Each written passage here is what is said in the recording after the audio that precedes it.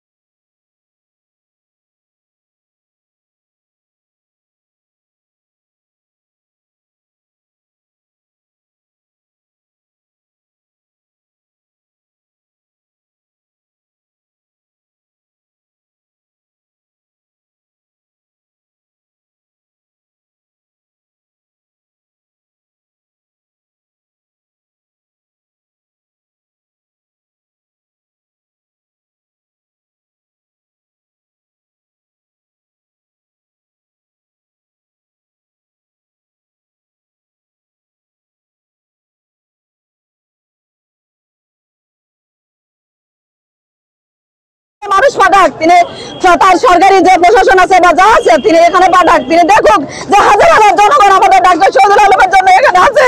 কাল থেকে তিনি তার আমরা নমিনেশন যখন পাই না, তখন আমরা শুনছি, তখন আমরা সবাই প্রতিটা মানুষ চোখে পানি পড়ছে তার জন্য যে আমাদের তার নমিনেশনটা আমরা চাই। আমরা বুক বাড়াবে না, তিনি যখন 18 সালের এখানে ভোট করছে, তার বিরুদ্ধে অনেক ষড়যন্ত্র হয়েছে, অনেক কিছু, তার মাইক আটকে দিছে, তার ব্যাপার প্রমাণ পুষ্টি কোথাও মারতে দেয় না, আমরা নিজে চোখে দেখছি।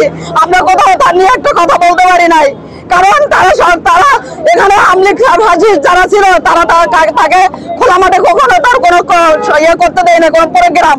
কিন্তু আজ আমরা মাঝে নেমেছি, আমরা তার নমিনেশন চাই, আমরা তার মনোনয়ন চাই চাই চাই। দুর্নীতি চাই না, আমরা রাজনীতি চাই। তো আমাদের শহীদুল আলম ডাক্তার, তিনি জীবনে যে ত্যাগ স্বীকার করেছেন 17টি বছর দেখছি আমরা, আমাদের হৃদয় উজাড় করে তাকে দিলেও সেটা শেষ হবে না।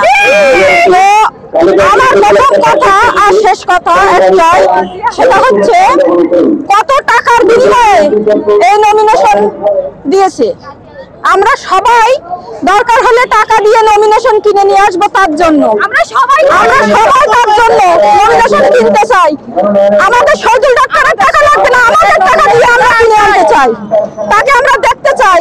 এই রাজপথে আমরা আসি, থাকবো শেষ পর্যন্ত, যতক্ষণ আমাদের রক্ত আছে শরীরে, আমরা রাজপথ ছাড়বো না। বিগত দিন সারা বাংলাদেশে যে আন্দোলন হয়েছিল, তার সেই আন্দোলন নেতৃত্বদানকারী ডাক্তার মোহাম্মদ শহীদুল আলম ভাই, আজকে তাকে মনোনয়ন থেকে বঞ্চিত করা হয়েছে।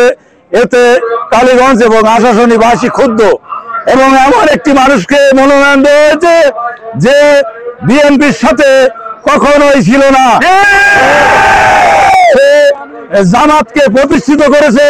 এইখানে যখন উনি এমপি ছিল, সে ছিল বিএনপির ওই যে নাফির এমপি, নাফি গ্রুপ থেকে উনি এমপি হয়েছিল। সর্বোচ্চ প্রাধান্য দিচ্ছিল জামাতকে। বিএনপির ত্যাগী নেতা কর্মীদের উনি কখনোই মূল্যায়ন করেনি এবং করে না।